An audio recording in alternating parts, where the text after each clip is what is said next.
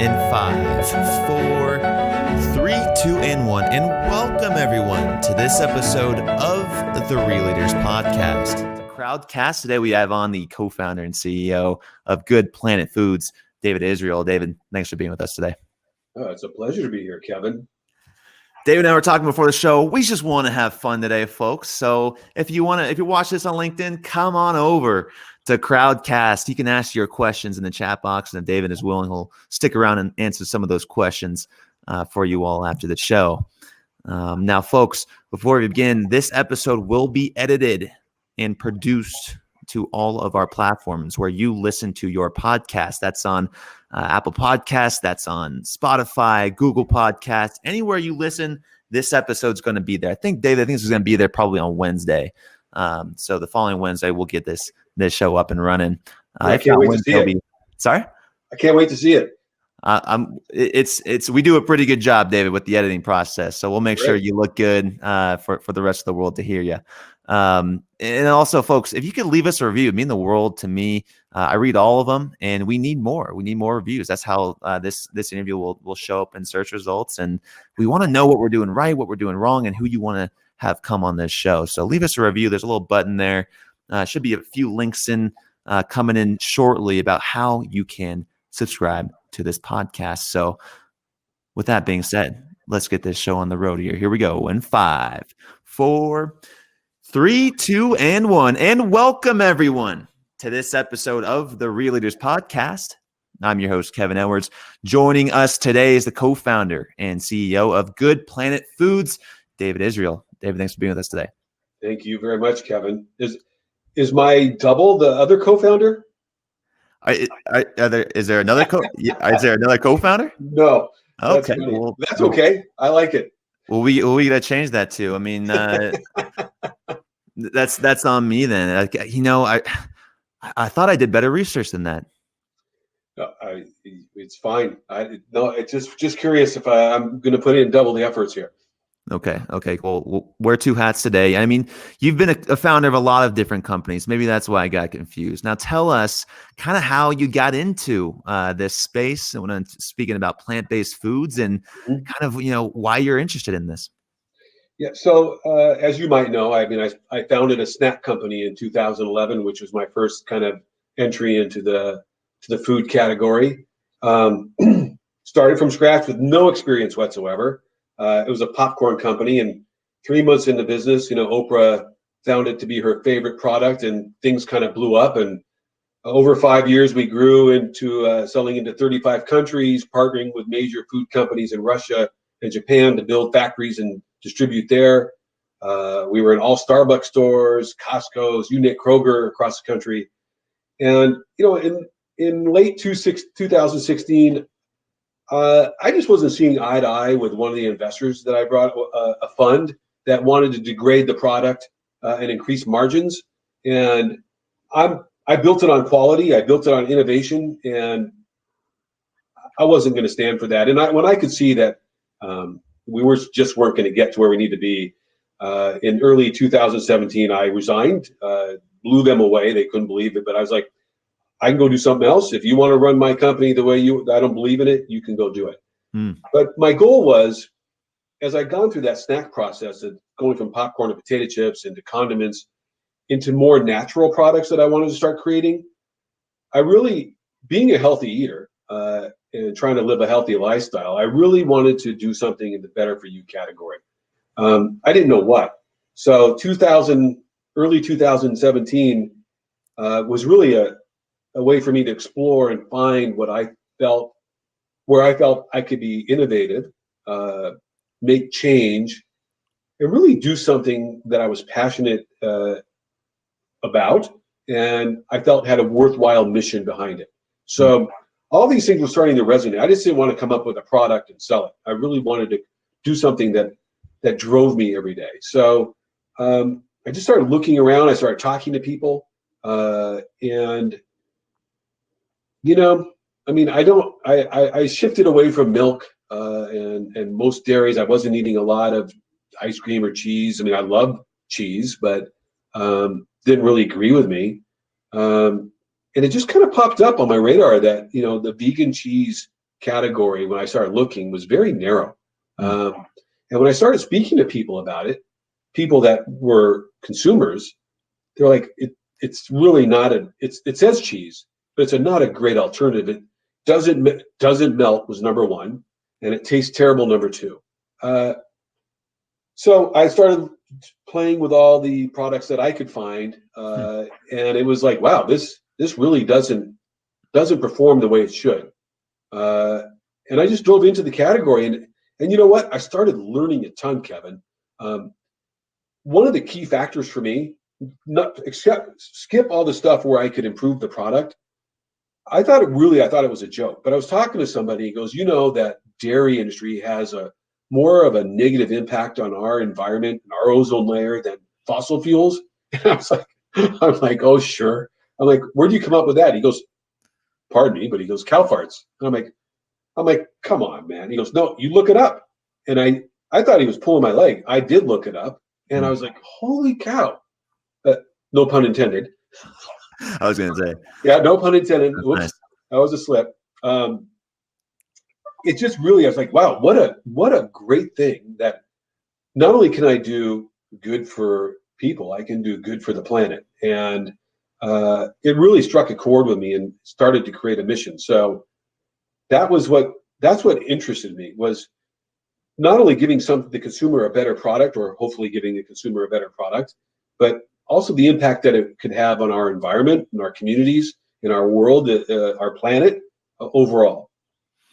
Now, I love that concept. I love that thinking. And, we're very fortunate to have, leaders like you in a position that realize that the impact of a company's decisions on the planet, and society.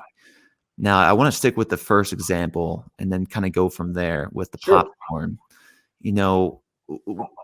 When it comes to scale and scaling a mission-driven organization, what are you looking for in investors, and how did you get to that point?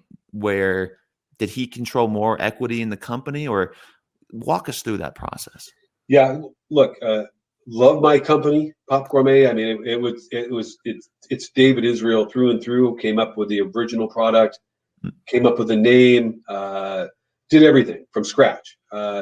Built it from my kitchen into a 40,000 square foot facility after 4 years. I love it. With, like I said, international sales and production. It was a great learning experience. I had no idea what I was doing, Kevin. Zero. Other than, I probably entered it like any entrepreneur. I got an amazing product. People got to have it. Buyers need to have it on their shelves. Of course, I got very fortunate with Oprah falling in love with it, and not only just putting us in the magazine, but really being supportive of she was literally calling retailers for them to carry our product. But I wasn't asking. It was just happening. So made it into her magazine 3 times. I did her Live Your Best Life tour here in Seattle with her. So a great partnership. We actually were about to launch a co-branded product together in October of 2016. And we did the deal. We had packaging. She launched it for 500 of her closest friends on a cruise. And the same investor said, no, we're not going to do that launch after we approved that launch. So yes, that investor came in early 2016. It was a family office out of New York that had no knowledge of the food industry whatsoever. They did get contractual control of my company with their investment. They got an extra vote. So that extra vote outvoted me. I try to operate, and it's very clear to everybody that I work with, and I learned it at Pop. I'm building my business based on doing the right thing all the time, building partnership, building relationship with my buyers, the consumers, because I want to be transparent, and I want them to know that if David Israel or Pop Gourmet or Good Planet Foods says they're going to do something, they're going to do it. If there's a problem and it's their fault, they're going to own it. They're going to make it right. That wasn't the philosophy of this investor, and it really rubbed me the wrong way. It wasn't forget the margins and quality, just the way that they did business. is not who I was, and I couldn't be. So when I said goodbye, I mean, my board and that they just thought they were going to lure me back with a raise and I was like, no, you don't understand. I mean, when I see something, I'm not, and I know it's probably going to be the way it is, I'd rather just go do something else. I mean, so I learned a lot there about branding, packaging, promotion, how you work, your message to the customer, sourcing your product. So I learned a ton there that really led me into here. And when I got here, first, when I understood the market and I understood the plant-based movement and those consumers, when I understood my mission and what the mission of our company was going to be, it was easy to create a brand that I felt would represent who we are and connect with that consumer. Consumers buy branding and packaging first, right? Then they got to like the product, hopefully love the product. And then they got to like who that company is and believe that it's authentic. It's not some marketing tool to trick them into buying it. So everything that I've done here was based on lessons that I learned there. My investors, I didn't just take dollars. I mean, if anybody said they weren't aligned with my strategy or my mission or my goals for the company, I told them they could go invest somewhere else. Not a good fit. And it didn't happen very often because, again, when you're transparent and you lay things out and it's very clear who you are, there's no surprises. So investors like that. I mean, they want to know that you're not just some magician that's showing them the great cards, the hand of cards you have right there. They want to know that no matter what, you're a guy that they can rely on. And to have some amazing investors, built an amazing executive team, and the same thing with my team. You want to make sure they understand who you are, who the company is, what the mission is, and what the goals are together. Up front. If they don't like it up front, they shouldn't be a part of your team. I don't care what their resume says. I want them to buy in and be a part of everything that we do. So my co-CEO doesn't like this, my philosophy of we're a school of fish, because you do need to have a leader, right? And he's very good at that. I'm not. I'm like, come on, get in the car. We're all going to drive together. You'll do what you do. I'll do what I do, and we're going to win, right? And I'll push the pedal to the metal. You have to have direction, and you have to have strategy, and you have to have goals. And that's why I have Bart Adlam, who's an amazing executor, who's an amazing leader, who's much better at that part than I am. I'm a guy that's just going to, go forward, figure stuff out, and build relationships. And together we built this amazing partnership to lead our company. But everybody on our team is so aligned. We were so transparent. It just feels like one great family at the end of the day. And that's what I want. I want everybody to be here. I want everybody to win. I don't like this top-down, I'm the boss, do what I say leadership. It's like, hey, let's all work together and make this happen. Bart will create a strategy and make sure there's good guidance and you have good direction. But we all got to play our part. I love that. Now, would you agree with this, that maybe not the management will be top down, but like the values trickle down? So like with your investors, It's like, you've got to have some uncompromising values that, if they go against those, then you're out of the company, because those values are embedded into the organization. That's what attracts customers, what attracts the communities, what attracts employees to work for you. What are some of those uncompromising values that you have established into the organization? Yeah, if you don't mind, I'll answer in two parts. One, you're exactly spot on. I could tell you with no uncertainty that my investors today are completely aligned. I mean, I've never been so comfortable that I feel like I have definitely these investors at a much higher level than I had in my last company. And I had some high level investors. This is an incredible group of investors and funds and leaders that I was so blunt and direct and transparent about what my expectations were. We were all aligned before I took a dollar. I mean, and I can tell you today, after going on almost a year, I couldn't be more confident that they support everything we do. Very, very involved, very involved when we want them to be, very hands off unless we ask for their participation, because we're all engaged together. Now, it's critical to get the right investors because, again, hard lesson. If you bring in just $1, they don't understand what you're doing. You haven't laid out where you're going. They don't see your roadmap and agree to it up front. But particularly, they don't understand the market you're in. I mean, that's a problem because they don't. There's no way for them to be value add, which is critical, right? Someone told me a very long time ago, $1 is not $1, right? I mean, I can get my grandma to put in $100, or I can get the CEO of whatever, Beyond Meats to put in $100, and it's worth a lot more because he's going to give me some insight, direction, connections, networking. Those things are critical. And I was very thoughtful about that this time because, again, I just want the best relationship with everybody, and I especially particularly my investors, because that's why I'm here. I mean, yes, I don't care. I mean, I'm not about the dollar, Kevin. I mean, I want to be successful. I want to take care of my family, but I mean, you only need how many zeros? At some point, it doesn't matter anymore. I just want to not worry about things every day, and I want my family to be taken care of and be happy. But I am obligated to my investors and have a strong responsibility to get them a good return on their capital and to make sure that I build this company for them as I told them I would. So we're all aligned. It seems like it makes a world of a difference. Now, I see what we did there with the co-founder and the CEO and the founder and co-CEO. I don't think I've ever come across a co-CEO. What is that like for your organization? And is it difficult maybe when you have two CEOs? No, initially we were recruiting for a president and had some amazing candidates. Bart was one of those candidates, and we got down to the final two.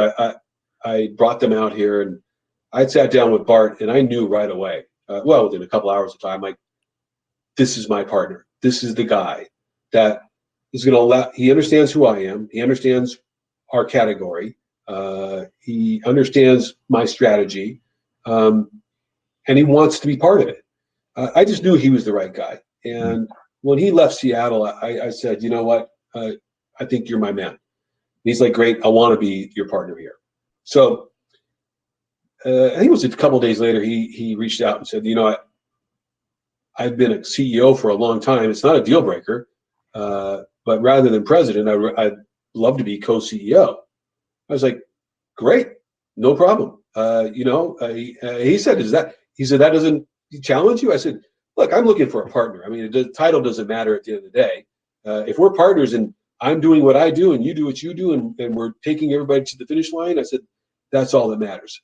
So it's really it comes down to what everything make or break really falls on communication at the end of the day, right? I mean, you can create problems, you can solve problems. It's all in communication. And we're big on communication here. I tell everybody that joins our team, it doesn't matter. I don't care what your position is. We're partners here, okay? I'll play my card, my title card, if my head's on the guillotine and I see it's about to drop. Other than that, I don't need to be the big guy. I mean, we're all together. I just want us all to win and be successful. And Bart and our entire executive team has all adapted that same philosophy, or maybe they already had it. So it's really fluid. And the team knows who. I'm really clear. I mean, I'm not good at hiring. I'm not good at developing strategic plans. I'm not good at giving you direction. I'll say, hey, you need to do this, and let's go do it. Bart's great at that. So I think it's people know who I am and they know who he is, and I just let him do what he does best, and he lets me do what I do, and we connect and make sure we're aligned. So pretty smooth. There's no questions. Now, I love that. And it's funny that you tell Bart you're not good at hiring too. That's also comical. Well, I was good at hiring him though, because right, like exactly. I said, I got everything on the table. I piled everything I could possibly think of, good and bad, on the table, so that there were no surprises later, right? I love it too, because it's a gut feeling that you have. You knew, sometimes you just know, that this is the right person. Like that. I got a great feeling about this one. I really want to hold on to that as well. And, that selfless culture that you've kind of brought to the organization, and also, it's a very selfless industry. Like you said before, we're not willing to, squeeze as much profit out of our packaging, let's say, out of possible, because it's going to be a detriment to society or the environment. So let's talk about that a little bit. We had a competitor of yours on the show, and they're talking about vegan cheese. I'm like, interesting, vegan cheese. How do you make vegan cheese if it doesn't come from an animal? Mm-hmm. I think theirs comes from almonds. Talk about the manufacturing in terms of the value chain. What process do you use to create this cheese? And then also, what are the environmental metrics that you might be measuring on? We work with Phillips Petroleum. No, I'm kidding. That's a joke. Yeah. Well, what's interesting, a part of our goal was to be allergen free. As I told you, we wanted an item that was going to be able to appeal to everybody without any hurdles. So we're completely allergen free. Our process, potentially, our dairy cheese takes 65 gallons of water per slice to manufacture. Ours takes a couple.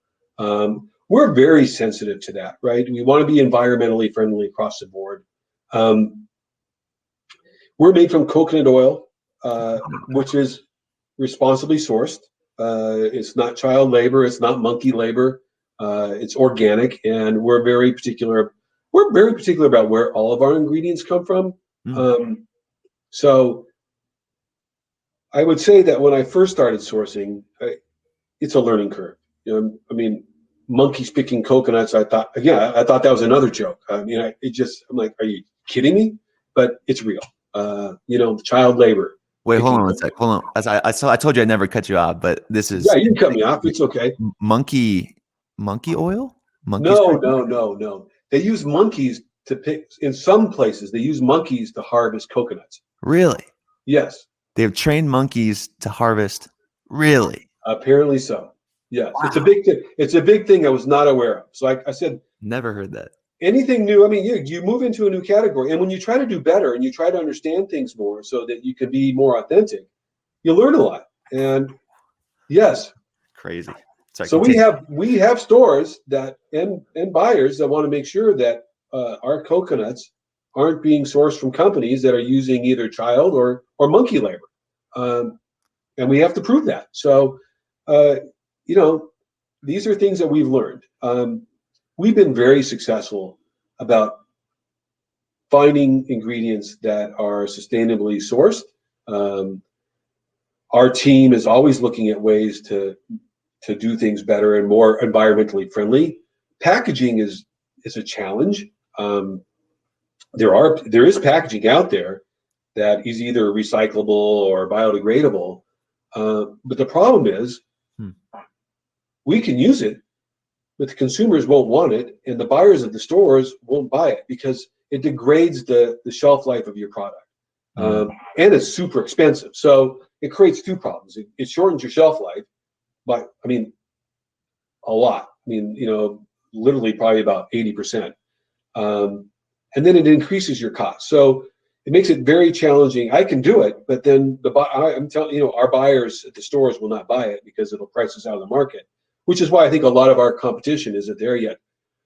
Our team is constantly looking to find products, a packaging that is biodegradable or recyclable. We have now found a company that will recycle our products, and we're trying to work on that to add that to our package. But it's been a real challenge. There's still some things we're overcoming, but on the ingredient side, we're really driving the environmentally friendly and getting better and better at it because not just to our benefit, but because there is such a demand for plant-based products, and now increasingly plant-based cheese. The ingredient companies, the packaging companies, they're all looking to be more environmentally friendly. So it's becoming more available, and we're able to take advantage of it. David, it seems like you ran into a few constraints, right? And that's what I think is so interesting about these impact companies. That they run to these constraints and they innovate around them. So with your packaging or the sourcing of these products, supply chains are being built. how important are your relationships with those suppliers, with those customers that you're reaching out to make sure that, they're meeting the requirements that you've set forth? Yeah, well, I mean, we definitely have to do our diligence, Kevin, because as you know, people can say one thing and do another. So part of growing quickly and doing business with high-level companies or retail chains, grocery chains, especially the natural channels, is they're demanding. So they're forcing us to be more aware of what we're doing. But because of that, it gives us more leverage with those ingredient companies or packaging companies, because if they can't fulfill the needs of those large retailers or the demands of the consumers, they're going to fall by the wayside. So you have to find the right partners that are willing to buck up like you are, right? I mean, like when a retailer says to us, hey, you know what? You need to verify that your coconuts aren't picked by monkeys. And I think it's a joke. And then it's reality. It forces us to be better and figure something out that we didn't know. So, and hold our producers or our vendors accountable. It's all, you know what? It does. Sometimes it's not a lot of fun, that you have to get over another hurdle. But once you're over that hurdle, it makes you better and it helps you stand out and you learn a lot about how you can do even better. And our goal as a company, besides our number one goal, is to provide the best cheese alternative, plant-based cheese alternative in the marketplace. But beyond that, being authentic and really living our mission and doing well for, the environment and our planet and for people's health, but also for our communities. I mean, our teams go out, we plant trees in our communities, we go out and we volunteer at food banks, we volunteer at kitchens where we feed the homeless. So we really want to be thoughtful and real about what we do across the board. So all of this makes us be better. And if we're living that mission authentically, we can execute at a higher level. I love that. Like a more of a stakeholder approach, versus shareholder approach. And it takes, like you said, like those investors to come on board with those aligned values. For sure. Now, let's talk about taste. How does it taste? How does it compete with all of these cheeses that are already out there? And is it priced at a point that is competitive? Well, great news is typically when we go into a grocery chain, we move up very quickly, as we're usually the fastest growing brand in the category. There are some pioneer brands that will be hard for us to surpass in sales. But like Wegmans, which is one of the number one grocers in the U.S., and is our second retailer that we ever got on, we're number two there in a very short period of time, because our taste, our meltability is just when you put when I was doing trade shows, we're not doing them for the past year, but it was fun because we would make pizzas and grilled cheese. And at these trade shows, people sometimes they don't care what you're doing. They want that piece of pizza or they want that grilled cheese because they're just walking the show and they're going to eat it. And they'll take it. Man, boy, this is good. Are you selling bread? Right? No. Plant-based cheese. And they're like, no way. So having those reactions, serving someone a piece of pizza and having them not know it's not real mozzarella, that was our goal. But when we launched, Kevin, we had a great product. I mean, it was definitely here above the next guy in the category who does a really good job, but we wanted to raise the bar. We continually increased, innovated, and worked on the melt, taste, texture, all of that. So we want to lead that category. We want to be the best in category. So that's been our focus. And because, again, of all the attention that's being placed on this category, the flavors, there's better flavors available. We've mastered processes so we can create a better stretch and meltability. So all these things are coming into play and helping us lead the category. It's an interesting time now because maybe people at first maybe thought this was like a fad or, veganism but it's hard to see in the future consumers not wanting transparency. Like no matter what happens in a recession, people are always going to want that. The thing is, some people are kind of turned off by the word vegan. It comes Yep. with so many different Yep. traits and qualities. How do you perceive the vegan movement and kind of how you label your products? Yeah. Well, look, when I started looking at the category, it was vegan. Mm. And as an entrepreneur, I'm trying to. I was like, well, how can I approach a bigger consumer base? And then I was like, oh, well, dairy free is bigger, and it's still vegan, so that works. So I was going to label it dairy free. At that point, plant-based crept up, and the more I dove into it, the more I understood the plant-based consumer. So 82% of consumers will choose a plant-based item once a week. And that could be a burger, it could be a cheese, it could be a Really? yogurt. It could be a yogurt. They're not vegans. Right. They're not shifting their diet. It's the Beyond Meat and Mm. Impossible philosophy, right? Hey, you know what? We're not trying to do away with the beef industry. We're trying to provide an alternative that people can make better choices for themselves and for the planet here and there. It's a balance. It's the flexitarian. So Mm. we're really trying to provide a great product, that flexitarian, that can make a choice now and then of not eating dairy for several reasons. One, for our environment, for their health, for whatever other reasons, underlying reasons there might be. Lactose intolerant, who knows? Allergies, and select us to have that balance in their life. So we've really focused on the plant-based category because it is growing, and it's not going to go away because millennials, Gen Zs, Gen Xers, they're all wanting to do better for our environment. They are wanting to eat healthy, and this is the way to do that. You know what? Whether they choose to give up cheese completely or not is up to them. Mm. But for us to be able to give them a great alternative to make a better choice here and there, or completely, that's what we're all about.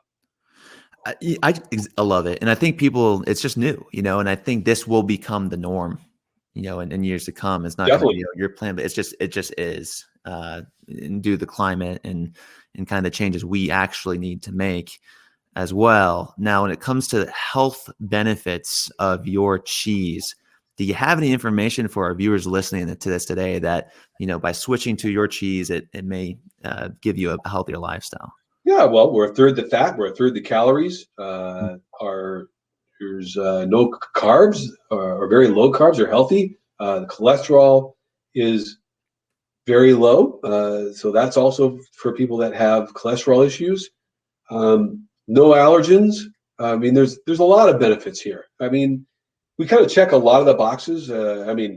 Kosher. I mean, that wasn't even on my radar, but kosher and halal, people can have cheeseburgers with our products. I mean, there's a lot of different ways to apply this product into your life and bring it in and well, like I said, either full time or here and there to do better for you and the planet. It's a lot of benefits here, Kevin. I mean, if you look back even 5 years ago, did you think that the auto industry would be transitioning to completely electric by 2035? When I had an electric car, and I wouldn't have thought it would be that broad. But we have to pay attention to this way with food, to your health, but also to our environment. David, I read Real Leaders magazine, so I did see that coming because we've been on that forefront. Yeah. Okay, good for you. Little plug there. I'm just kidding. I was interested about this because I went on the website. I did request it to be in this location, which you can do, folks, and as well as I found out because I live in San Diego most of the time of the year. I'm in Bend now, but it's in my Sprouts store close by, and I was like, oh well, I can also order it online. Like, how do you balance between e-commerce and then also selling B2B? Like, do you have a preference? Is it more difficult now? Like in terms of scalability, like what are your thoughts on e-commerce versus going into the stores?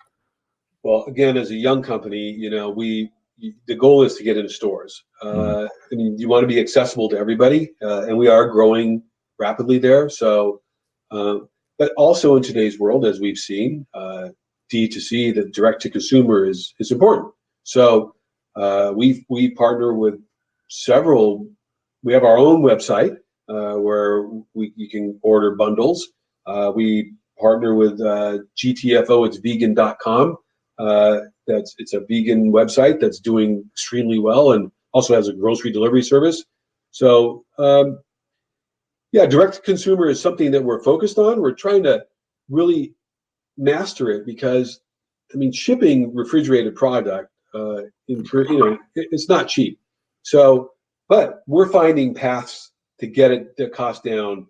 Ship a bundle and we can cover shipping and things like that. So it is a focus, and my new team is much better at that than I was because, we try to do it all from our website. And it was challenging, because people they don't want to order 10 items all the time, So you have to figure out when we've kind of found a path to bring those costs down until we can get it direct to consumer for sure.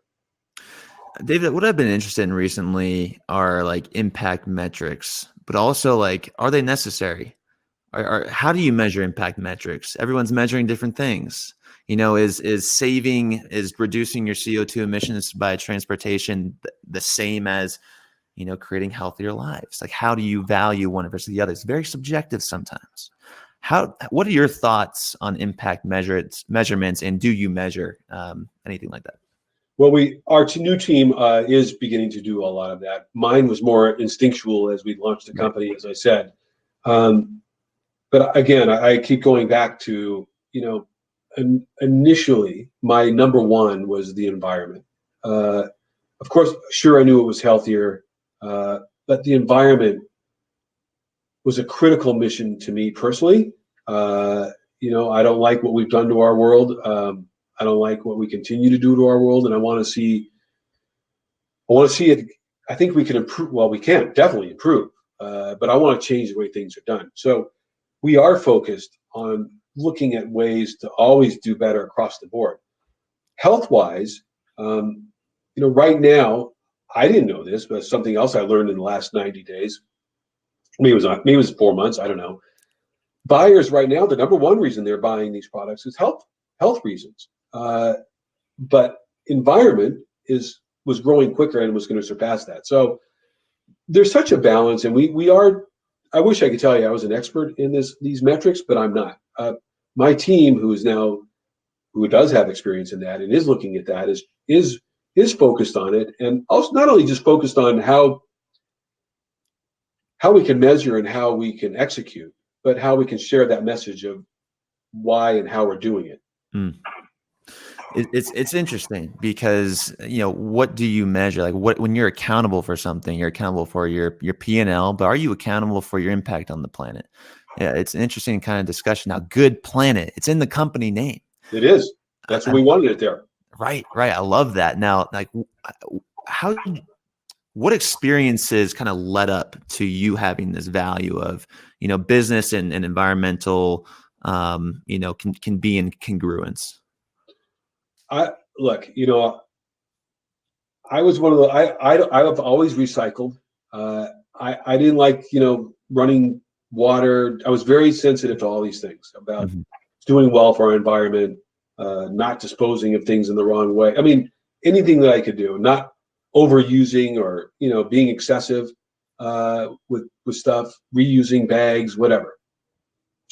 So that was always part of who I was. But I never had a business where I could really have an impact. Sure, at my snack company, we did have recyclable bags, but that's about as good as I could do. Here, when I learned, and it was by mistake, like I said, I really thought the guy was pulling my leg with cow farts. I mean, when I learned about that, it hit me. And it drew me in that I could really have a mission here and really do better for our planet. So it became a part of me. Even though I had an electric car, when my lease expired a year and a half ago, I didn't get a car. I decided to walk to work. want to lessen my personal impact on our environment. And so, it is part of who I am. And it's great to have that I can lead and build a company that really can share that message and live that mission for real. It has to be a part. You have to care, or it doesn't matter, right? I mean, if I called it Good Planet and talked about the environment, and then I got in my big truck and drove, whatever, and was just one of those guys of excess of everything and didn't care, then I shouldn't be here. So we want to be real, and I want to be passionate about what I do. I want to live it. I mean, I've built companies, but I've realized a lot. You realize a lot about yourself, and like I said before, dollar doesn't drive me. Okay, yes, we want to be successful. We love creating a great brand. We love creating good products and providing things to the consumer. I want to do well for our investors, but you know what? If I can have a happy life, if I can do what I love, if I can see other people have good lives and be happy, there's nothing more fulfilling. And if I can impact our world in a positive way, even if it's at a small level, because we're a small company, we want to be a part of that. Incredible. Living authentically is something that's very difficult for a lot of people, and people can sense, if someone's two-faced or someone is not living the values that they've been preaching. And it's also easy to just kind of stray away from those values, and then, you kind of find yourself in a different direction than where you originally thought. Now, did you come to like some point in your life where you may have hit rock bottom, or you may have hit a tipping point where you kind of realize, I'm not living, in congruence with who I actually am? Well, yes, Kevin. So when I've been an entrepreneur since I was 19. I mean, I've worked for myself in many different industries. I've sold 3 other companies that weren't in the food category on a very high level. But I think because I grew up in an environment kind of relatively poor, in a very astute neighborhood, you're like, I want to be like that. I want a big house. I want a car. I want to be the guy. I want people to kiss my butt. So I think when I first started building companies, it was for the wrong reasons. It's because I wanted stuff. I wanted to be that guy with the ego, that walks into the restaurant and everybody bows down to. My wife and I, as she supported me through all of my companies, which I always start from scratch, probably usually on credit cards or every penny that I have. We've actually sold a house to start a company. My mission and my philosophy changed when, you can lose every penny and people go away with it. So ego doesn't do you any good.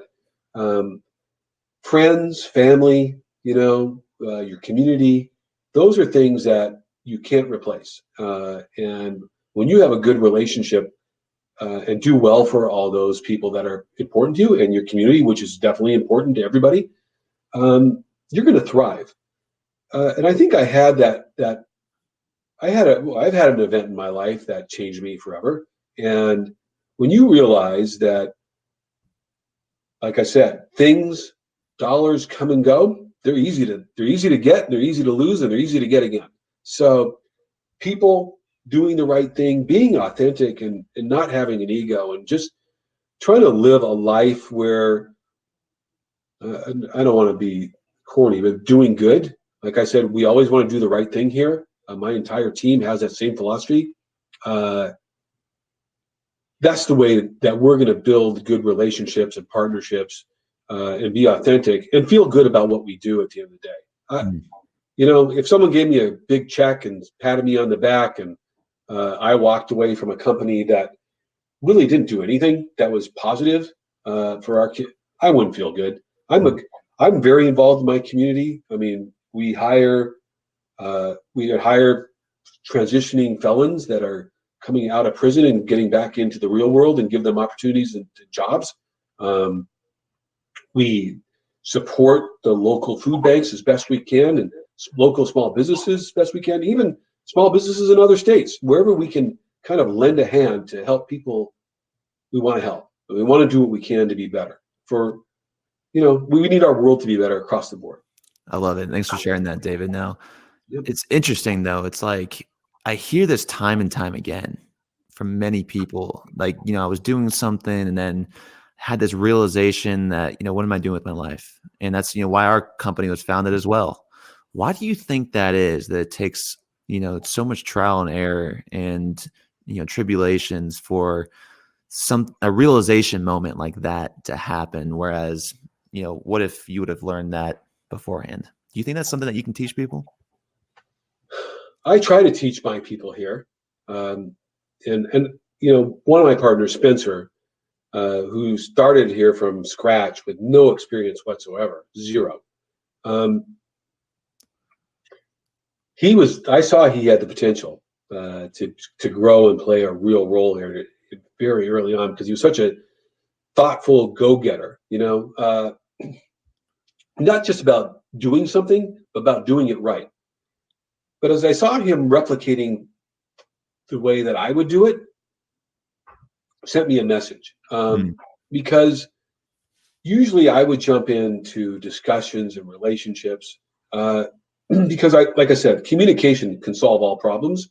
And when you're real and honest and authentic, pardon me, you can avoid all kinds of problems. And not only that, you get a lot of forgiveness. When your buyers know you're going to be real and you're going to accept responsibility and not try to pass the buck, and you're here to create a win-win, they're going to forgive a lot of mess ups because they don't want to go find a partner that is not going to be a partner, right? So I think investing in your partner, doing the right thing, being authentic, sends a message. I have instilled it in everybody here about how to communicate with our partners. I don't like it when, sure, we have vendors or buyers that get angry with us once in a while. And rather than respond defensively, I try to teach everybody, you know what? Understand what happened, communicate in a way that's honest and real, and find a solution that's good for everybody. You don't have to be defensive. Defensive doesn't get you anywhere, right? At the end of the day, we still have to fix the problem. So as long as we fix the problem, we all move forward, everybody's a winner. So you can teach it to people. Not everybody. If they have an ego or kind of the Napoleon complex, it's hard to deal with. It's hard to overcome that, right? If they don't realize that they can do better working together and they don't have to be the number one guy, right? It's all about winning together. So I would say 80% of the time people want to learn and want to do better. And there's probably 20, maybe it's 10% of people, they're just going to be who they are and you can't change them. It's sage advice, and it kind of goes back to kind of what you had said at the beginning of the show about, this bottom up mentality and how the values also trickle down, and it kind of works for themselves, and it attracts people with similar values. The organization kind of runs itself. And, David, it's been a pleasure speaking to you today. I learned so much, been blown away by a lot of the stories, especially the monkey coconut oil. So that's just harvesting coconut. Like, crazy. I had no idea. Me either. I knew every day. So Dave, let's bring this home then. What is your definition of a real leader? Of a real leader? Oh, sorry, skip for a second there. Sorry, that's good. My definition is someone that's passionate about what they're doing, that doesn't have an ego, that's in it for the team, right? That wants everybody to be equally successful. But is willing to be out there and be the lightning rod for the good, the bad, the ugly, and create opportunities for the team to really lean in 100% on what they can do best, on what they bring to the party, right? And also, I think kind of what I feel I do best is, look, I told you, I don't really get upset about anything. Problems are going to happen. You just got to take it, you deal with it, you learn, you move forward, right? Try not to let it happen again. But no matter how great things are, problems are going to happen. So can't let it cripple you.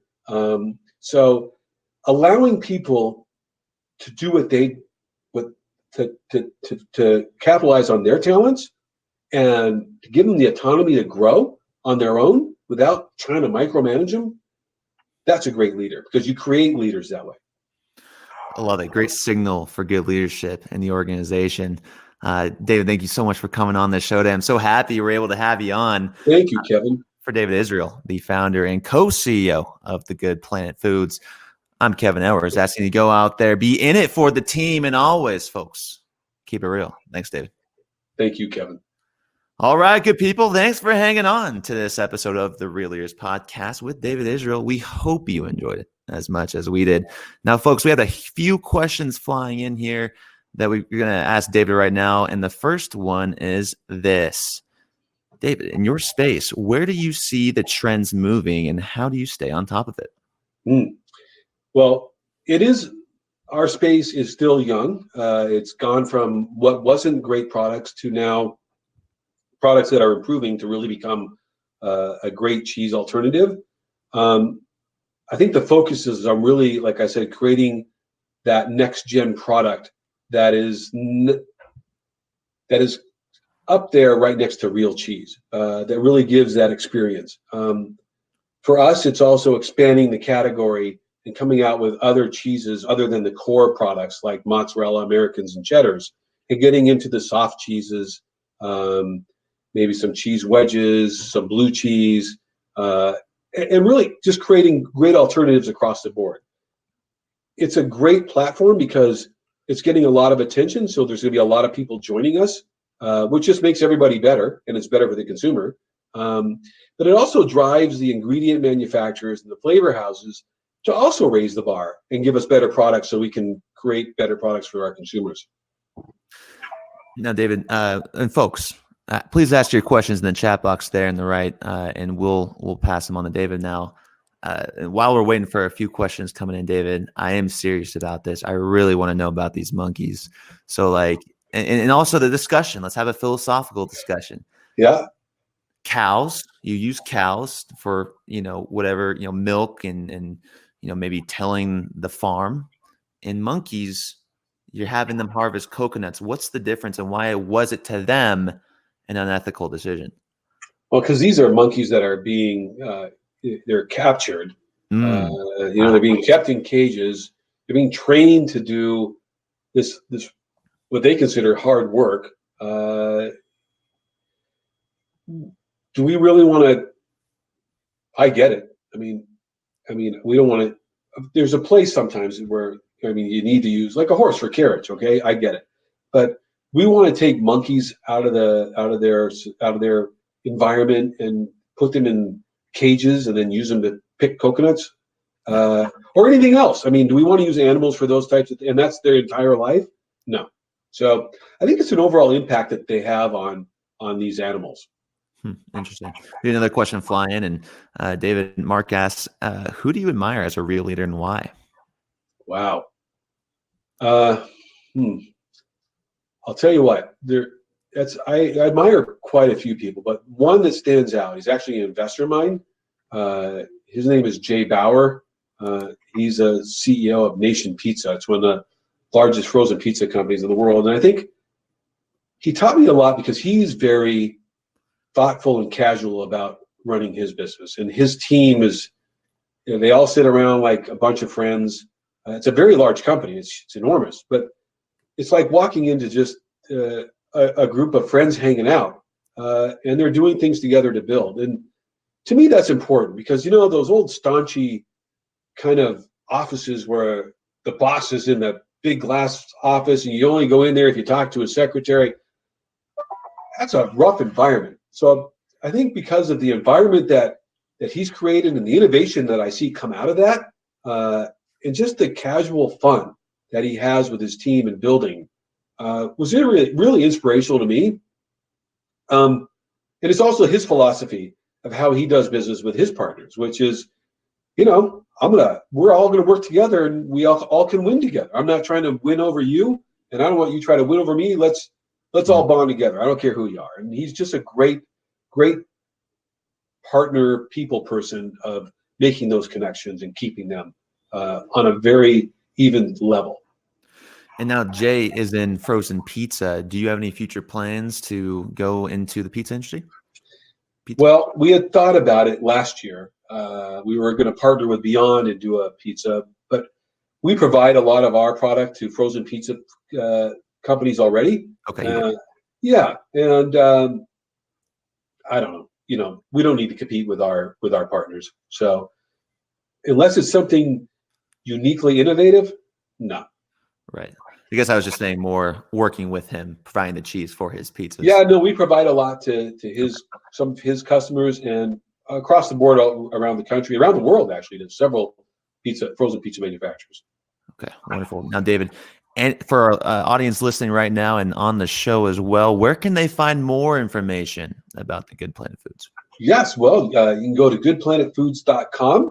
We're also on Facebook or Instagram at hashtag goodplanetfoods. Yeah, please look us up. We're in a lot of retailers across the country. You'll find us in a lot of quick food service restaurants across the country, and more coming this year with COVID now going away and opening up the doors for us again. And on some of your favorite frozen pizzas. So yeah, please look for us. And they got a nice store locator on there, folks. So go on there, try to find where they are located in a store near you and pick up some of that cheese. I got to try. I got Sprouts close by. I'm going to go try when I get back to San Diego, David. Appreciate you coming on the Real Leaders Podcast, folks. This episode will be released the following weekend on the Real Leaders Podcast channel. So hit that link in that chat box right there and make sure you subscribe to the Real Leaders Podcast. And folks, do us a favor. Leave a review. Let us know what you think of this episode and how we can improve. David, thank you so much for your time. Kevin, thank you very much. And thanks everybody for listening. All right. Take care, folks, and always keep it real.